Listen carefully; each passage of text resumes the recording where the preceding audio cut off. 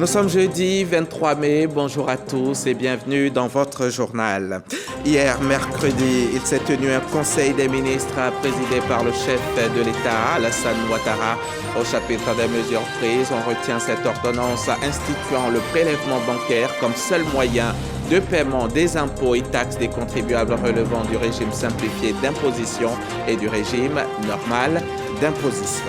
La fondation SIFCA vient d'offrir un centre de nutrition au CNRAO, le centre d'oncologie médicale et de radiothérapie Alassane Ouattara. Ce centre de nutrition, baptisé Dominique Ouattara, a été inauguré hier par la première dame de Côte d'Ivoire.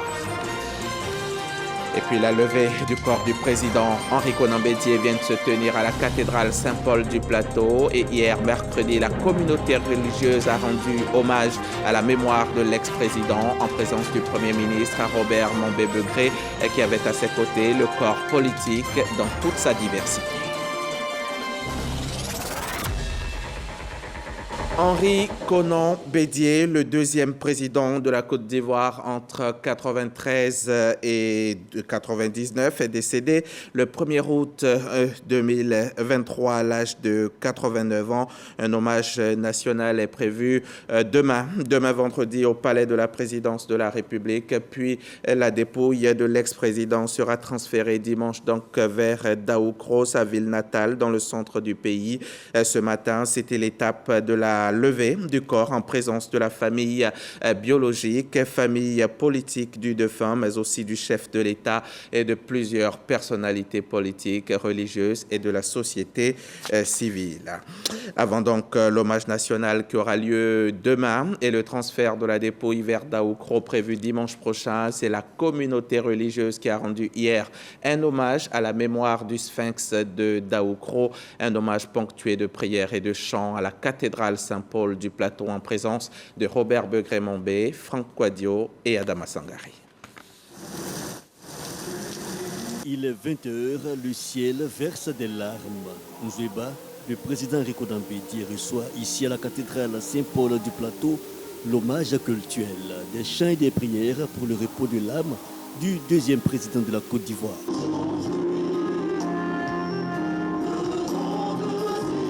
Union de prière, ils sont tous là. L'envoyé du président de la République, le Premier ministre Robert Begré-Mambé, l'ancien vice-président Daniel Kablan-Duncan, des présidents d'institutions, des membres du gouvernement, voire d'anciens ministres, la famille politique, le PDCI RDA et la famille biologique dont le représentant a présenté les remerciements à tous pour l'appui et le soutien. Le président Henri Konan Bédié, arraché à l'affection des siens, une finitude dont la perspective devrait interroger notre moi à tous, selon le père célébrant Hippolyte Anigori. Avons-nous réussi à faire comprendre que la vie humaine est sacrée?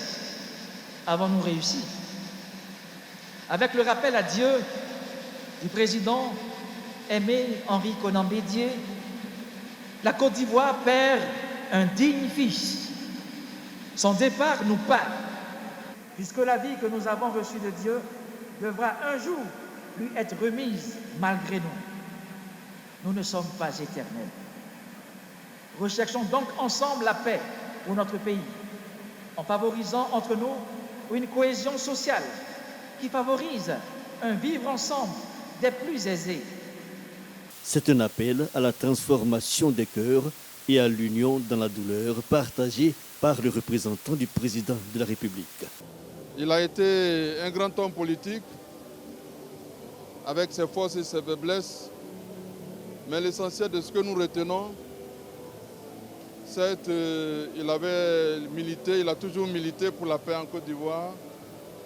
Et faisons en sorte que cette paix soit préservée dans notre pays et que la finalité de nos actions soit pour le bien de tous et que seul prévale la fraternité, l'amour et la solidarité entre tous les Ivoiriens. La politique n'est pas faite pour diviser, elle est faite pour rassembler. La levée du corps ce jeudi, la prochaine étape avant une série d'activités et d'hommages jusqu'en début du mois de juin à Daoukro, sa ville natale. En vous donnant la vie, on vous offre la mort. Et la mort n'est que le début d'une autre vie. Ici-bas, la vie se poursuit avec ses travers, ses joies, ses douleurs et son lot d'activités au quotidien. Hier, au Palais de la Présidence de la République, le chef de l'État a présidé un conseil des ministres. Au cours de la réunion, une ordonnance instituant le prélèvement bancaire comme seul moyen de paiement des impôts et taxes des contribuables relevant du régime simplifié d'imposition et du régime normal d'imposition a été prise. Autre sujet abordé, les examens à grand tirage et la rationalisation des effectifs de la fonction publique. Mahama Traoré était à la conférence de presse du porte-parole du gouvernement. Recouvrir au mieux les recettes fiscales. La préoccupation était au cœur des dossiers abordés lors du Conseil des ministres de ce mercredi 22 mai. Comme solution, le gouvernement adopte une ordonnance instaurant le prélèvement bancaire comme seul moyen de paiement des impôts et taxes émanant des contribuables soumis au régime simplifié d'imposition et au régime normal d'imposition. Cette mesure vise à optimiser le recouvrement des impôts et taxes. Ainsi, cette ordonnance institue le prélèvement bancaire comme seul mode de paiement des impôts et taxes auxquels sont soumis les contribuables relevant d'un régime réel d'imposition en vue de pallier les dysfonctionnements générés par les autres modes de paiement. Cette opération est conduite par les entreprises à travers le portail e-impôt. Ça concerne en général les entreprises qui ont plus de 200 millions de chiffre d'affaires ou qui payent au moins 50 millions d'impôts. Je pense que toutes les entreprises qui sont concernées pourraient se retrouver dans ces indications. Mais il faut préciser que ce texte a été fait, je dirais, d'accord parti avec donc, les entreprises. Il y a eu des discussions bien avant pour arriver donc à cette conclusion-là. Autre projet de loi ayant trait à la fiscalité.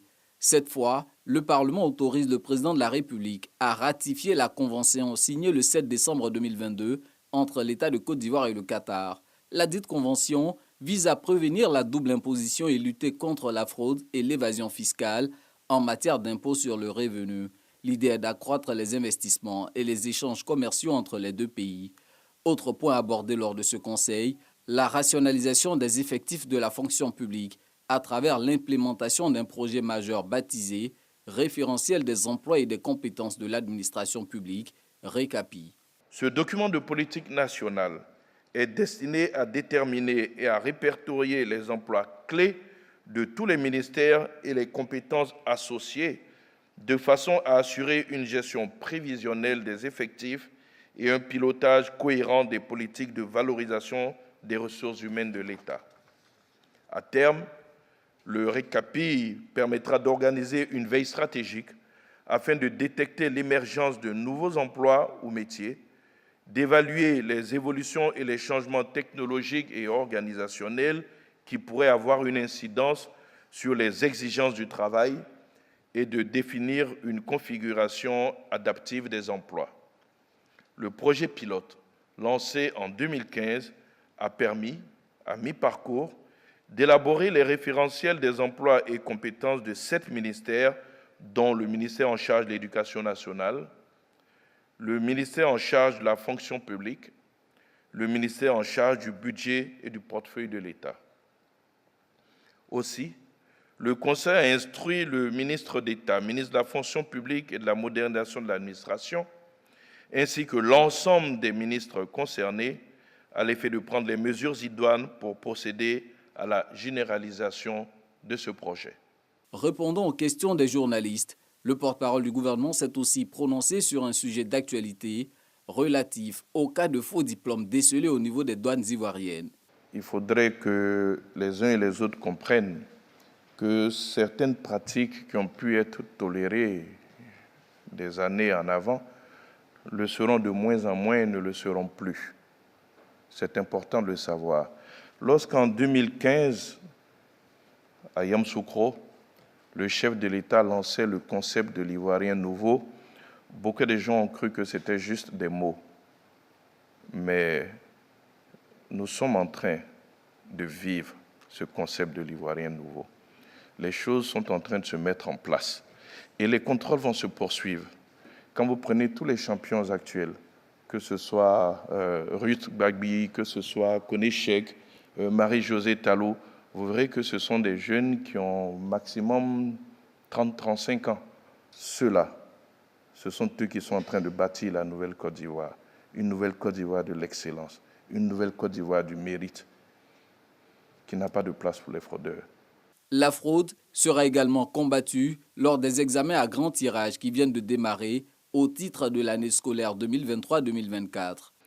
Après plusieurs périodes d'ajustement du calendrier scolaire, dû notamment à la pandémie de la Covid-19, la session de 2024 marque le retour au calendrier normal des examens scolaires. Dans leur ensemble, les examens de la session 2024 enregistrent 1 638 317 candidats qui composeront dans 4 278 centres répartis dans les 41 directions régionales de l'éducation nationale et de l'alphabétisation. Il faut juste noter que sur les 1 638 317 candidats, nous avons 820 520 filles et 817 797 garçons. Comme vous pouvez le voir, dans notre pays aujourd'hui, nous avons plus de filles qui compétissent aux examens que de garçons. Cela montre bien entendu que la politique de scolarisation du chef de l'État, avec tous les investissements massifs qui ont été faits dans le secteur de l'éducation et la création donc d'écoles spécialisées pour les filles, de collèges et de lycées avec internat, est un véritable succès.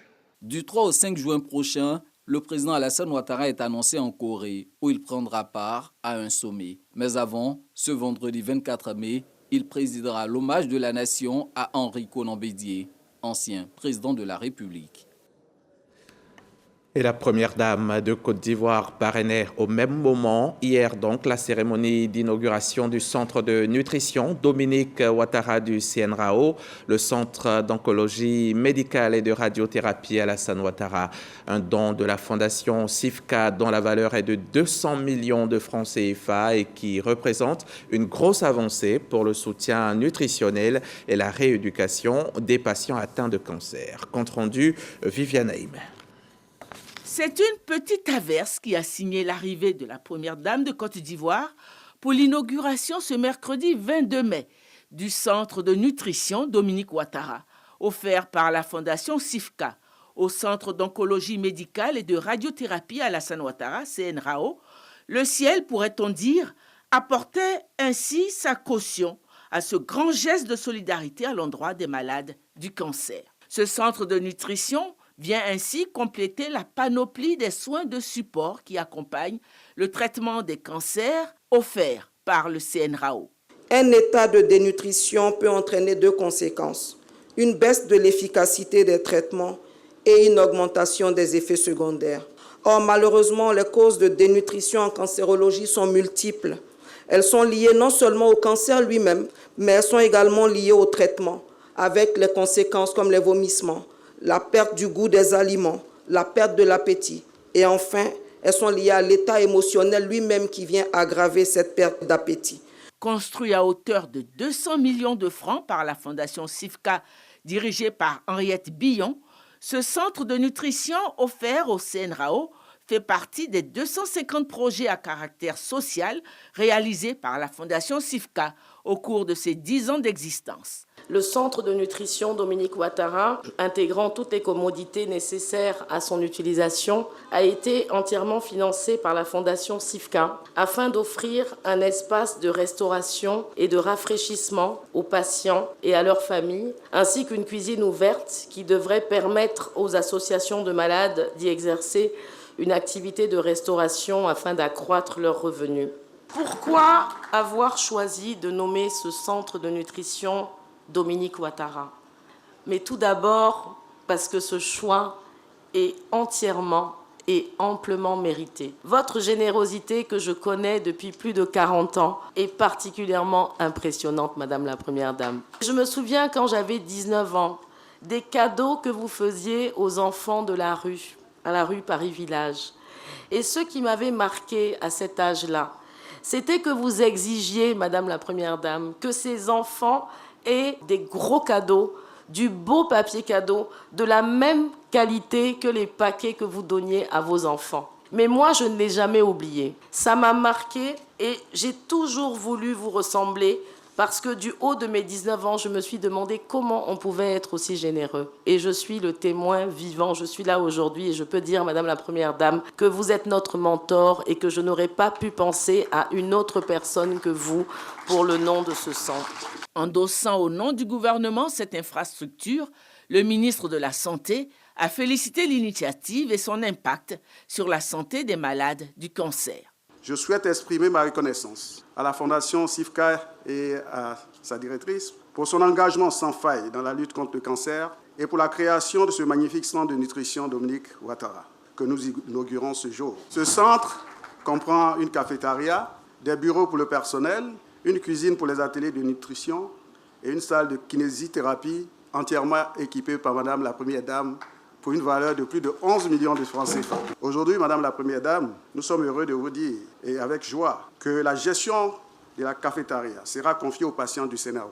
Oui, ces femmes fortes qui luttent comme des guerrières contre la maladie du cancer ont été sélectionnées en raison de leur expertise dans le métier de la restauration. En plus de l'équipement de la salle de kinésithérapie pour un montant de 11 millions de francs, la Première Dame de Côte d'Ivoire a offert du matériel de restauration et d'entretien et des vivres pour un montant de 10 millions de francs, plus une enveloppe de 2 millions de francs pour aider les femmes qui vont gérer la restauration à démarrer leurs activités. Autant de gestes qui montrent que c'est avec un grand élan de cœur que la Première Dame de Côte d'Ivoire, Dominique Ouattara, a accepté de s'associer à cette action de la Fondation SIFCA. Je salue cette initiative de la Fondation SIFCA qui contribue à faire reculer la maladie chez les patients. C'est pourquoi je tiens à remercier les généreux donateurs pour cette action de haute portée humanitaire. Je voudrais remercier tout particulièrement ma nièce, Henriette Billon, de la vision humaniste de la Fondation. Chère Henriette, ton engagement aux côtés des populations les plus vulnérables est remarquable. Je salue ton action qui aura, j'en suis convaincue, un impact majeur sur l'équilibre et la guérison des patients reçus au CNRAO. Mes encouragements vont enfin à l'endroit de mes sœurs qui luttent au quotidien contre le cancer. Je salue votre résilience et votre courage. Ce centre de nutrition est le vôtre et je vous exhorte à en profiter pleinement afin d'améliorer votre état de santé. J'encourage celles d'entre vous qui auront à charge la gestion de la restauration à mener ce projet à bien pour leur autonomisation. La remise symbolique des dons et la visite du nouveau centre de nutrition Dominique Ouattara est venue clore la cérémonie. Cérémonie dont les images ont été faites. Reportage fait également par Viviane Aïmé avec la collaboration technique de la mine Dramé. La Semaine africaine de l'UNESCO revient cette année avec un programme riche et varié sous le thème « L'éducation pour l'innovation, le développement et la culture en Afrique ». C'est un événement annuel qui célèbre la diversité culturelle du continent africain et souligne l'importance de l'éducation pour le développement durable et l'innovation. La Côte d'Ivoire est efficacement représentée sur place. Les Ivoiriens ne font pas dans la dentelle, ils enchaînent les innovations. À Paris, Marie-Laure Ngoran et Zakaria Traoré. La maison de l'UNESCO aux couleurs de l'Afrique. Le continent à l'honneur présente son riche patrimoine culturel, touristique, scientifique.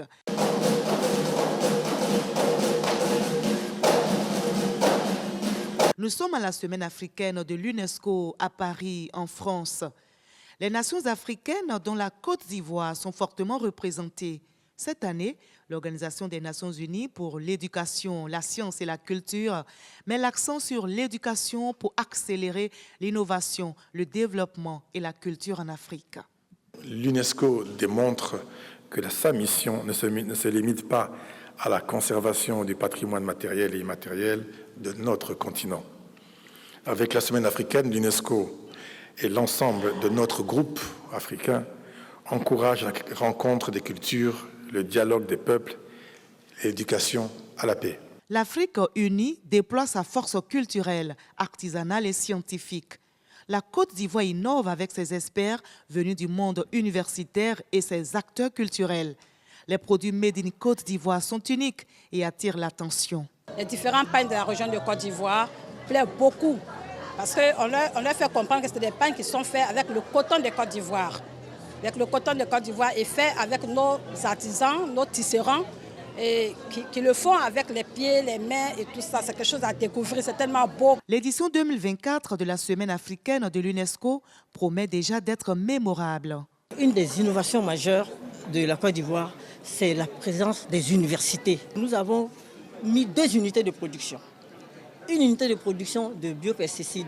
La deuxième unité que j'ai mise en place, c'est l'unité de production de phytomédicaments. C'est l'Afrique qui innove, c'est l'Afrique qui va montrer donc ce qu'elle sait faire au niveau de la recherche, mais au niveau culturel. La recherche au service de la communauté.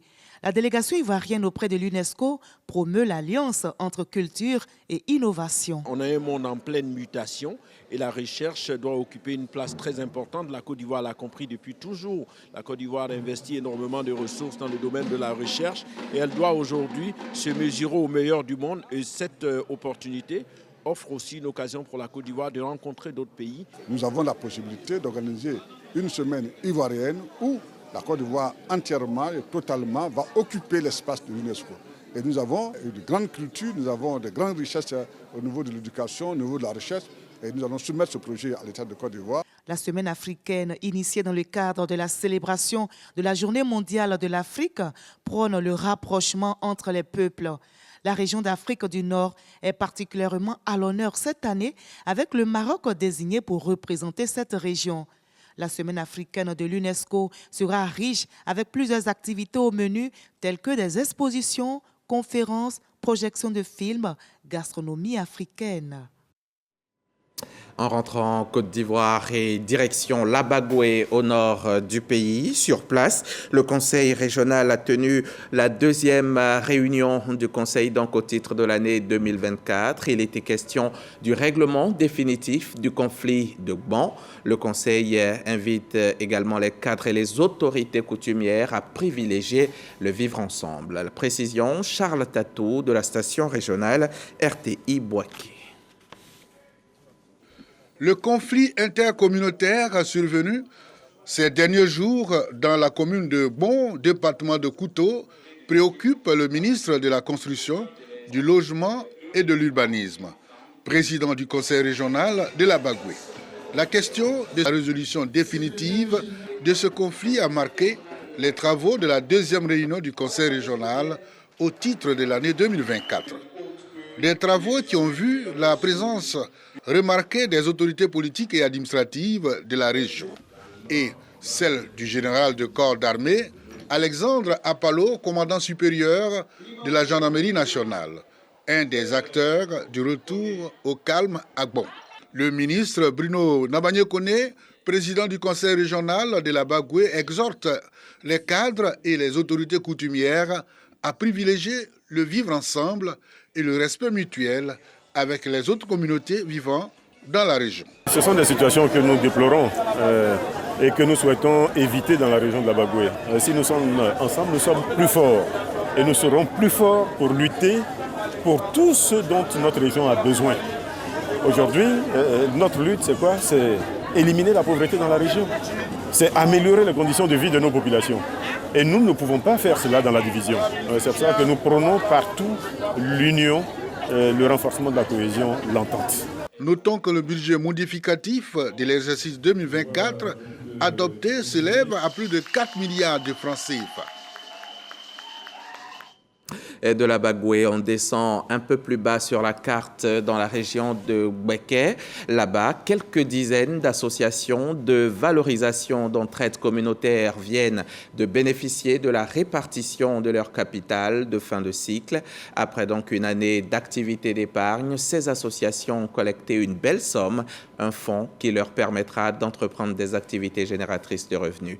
Des chèques ont été remis en présence de Boubacar Silla, Corona Soro, RTI Boaké. L'esplanade de la préfecture de région de Béquet abrite la cérémonie de répartition du capital de fin de cycle à 45 associations de valorisation de l'entraide communautaire avec.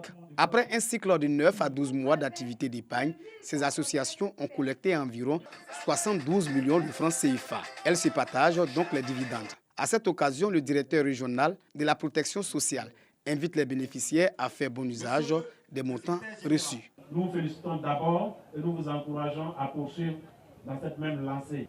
Nous comptons sur vous. Nous savons que si vous le voulez, les AVEC iront de l'avant. Aujourd'hui, nous allons faire des partages. Et ces partages-là vont pousser d'autres personnes à adhérer ou à créer plusieurs autres AVEC. Les bénéficiaires saluent le gouvernement et ses partenaires pour la mise en place des AVEC qui visent aussi à renforcer la solidarité et l'entraide au sein des communautés locales. Cette cérémonie revêt une importance capitale car il s'agit de mettre en lumière les efforts consentis par le président de la République de Côte d'Ivoire, son Excellence Alassane Ouattara, vers la gestion rationnelle des ressources de valorisation d'entraide communautaire. Euphrasie Kwasi Yao, conseillère spéciale du Premier ministre en charge des questions du genre, était la marraine de cette activité. Son représentant remercie le président de la République Alassane Ouattara qui fait de la lutte contre la pauvreté son cheval de bataille. Madame est engagée dans tous les combats qui concernent la femme. Et toutes les femmes qui osent et toutes les femmes qui font preuve de solidarité trouveront toujours un écho favorable auprès de Madame la ministre Euphrasie Kwasi Yao. Des témoignages sur les bienfaits des AVEC, des récompenses des meilleurs acteurs et des danses traditionnelles ont mis fin à cette cérémonie. Dans le cadre de la promotion de l'excellence en milieu scolaire, la direction du collège Sainte-Camille dans la commune de Cocody-en-Gré vient d'honorer ses auditeurs. Ils sont au nombre de 78 et ses élèves en classe de terminale dans les séries A, C et D sont baptisés du nom de Touré Mohamed Arafat, leur camarade décédé récemment. Ils sont des séries A, C et D. Ces élèves formés à Sainte-Camille de la 8e tranche dans la commune de Cocody sont récompensés pour leur sérieux et leur abnégation au travail. Mais avant, ils sont baptisés du nom de feu Touré Mohamed Arafat. En initiant cette cérémonie autour des valeurs de l'excellence, élèves et administration entendent cultiver l'esprit de saine émulation et de combativité, mais surtout honorer la mémoire de leurs ex-camarades. Je prends l'engagement avec le nom de tous mes camarades d'avoir le baccalauréat 2023-2024. Mohamed Arafat, en fait, c'était notre frère, c'était notre petit frère. Vraiment, sa perte nous a vraiment touchés. Donc c'était pour lui rendre hommage qu'on a décidé de porter le nom de cette promotion. Les enjeux au cœur de ce rendez-vous, ils sont multiples. Amener nous apprenait à comprendre que le travail est le propre de l'homme. Le deuxième enjeu, c'est un engagement que le collège prend d'aller plus loin. Parrain de cette édition, Touré Aboubakar, dit Tonton Bouba, ex-professeur des arts dramatiques et animateur, appelle ses filleuls à être des modèles. Un message d'abnégation, de courage. Et ce qu'on a marqué sur les t-shirts, par exemple, ce sont les meilleurs. Et les meilleurs de la génération, ils vont continuer à être meilleurs à l'université. Et nous les avons rassurés qu'ils seront suivis de près. Cette cérémonie est à sa 17e édition. À l'issue, d'autres prix d'excellence ont été décernés aux meilleurs agents de l'administration. Passation de flambeaux à la promotion des premières et prestations d'artistes ont meublé cette journée dédiée à l'excellence.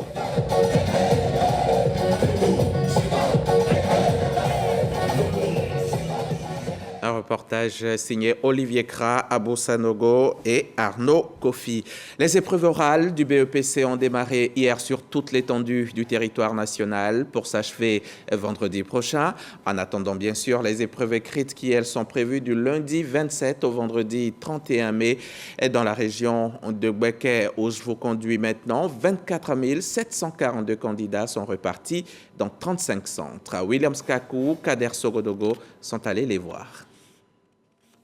Lycée municipal Djibo Sonkalo de Bouaké. Il est 8h30 ce mercredi 22 mai quand démarrent les épreuves orales du brevet d'études du premier cycle BEPC session 2024. Au programme, l'anglais, la seule matière de composition. Dramana Bado vient de finir son passage. Le stress était au rendez-vous, mais il se dit confiant. Okay, please. In the village, what are the activities people do in your village? Je me sens un peu... Je sens que j'ai fait quelque chose de bon là-bas, quoi. Je suis confiant pour la suite. J'espère avoir mon examen. Pour ce premier jour d'oral, les examinateurs apportent un jugement sur le niveau des candidats. Le niveau est passable. Il y en a qui se défendent assez bien. Il y a certains aussi, pour la plupart, qui viennent et qui n'arrivent même pas à se défendre. Mais dans tous les examens, ils sont comme ça. Autre lieu, même ambiance, au lycée moderne de Nembo. Occasion pour le chef de centre de rassurer les candidats. Il ne faudrait pas qu'ils aient peur. Les sujets qu'on va donner, ce n'est pas de la mer à boire, c'est des sujets d'élèves moyens. Il faut éloigner la tricherie. Le lycée est doté de caméras, donc tous les petits mouvements là sont suivis. Débuté ce 22 mai, les épreuves orales prendront fin le 25 mai pour laisser place aux épreuves écrites qui se tiendront du 27 au 31 mai. À Bouaké, ce sont au total 24 742 candidats répartis dans 35 centres dans la région de Bouaké. Rendez-vous de l'art contemporain mondial, vous allez le voir en images. La Biennale de Venise 2024 a ouvert ses portes en avril dernier, le 17 avril précisément. La Côte d'Ivoire était au rendez-vous de cet événement prestigieux qui en est à sa 60e édition. Présente à Venise en Italie, Françoise Remarque, la ministre de la Culture et de la Francophonie, a procédé à l'ouverture officielle du pavillon national ivoirien placé sous le thème « La note bleue » ou de Blue Note. Objectif, offrir une véritable vitrine pour le rayonnement des talents ivoiriens sur la scène internationale. D'autres précisions avec Serge Pacom Didi et Khalil Diomondé, probablement dans nos prochains journaux. Au procès historique du massacre du 28 septembre 2009 en Guinée, l'une des pages les plus sombres de l'histoire moderne du pays, le procureur a requis la réclusion criminelle après perpétuité contre l'ancien président Moussa Dadis Camara et plusieurs autres responsables. Le magistrat a demandé que la peine soit assortie d'une période de sûreté de 30 ans et a réclamé que les faits soient requalifiés en crimes contre l'humanité par meurtre, assassinat, torture, séquestration et viol. Et c'est la fin de cette édition. Merci de l'avoir suivi et à la semaine prochaine.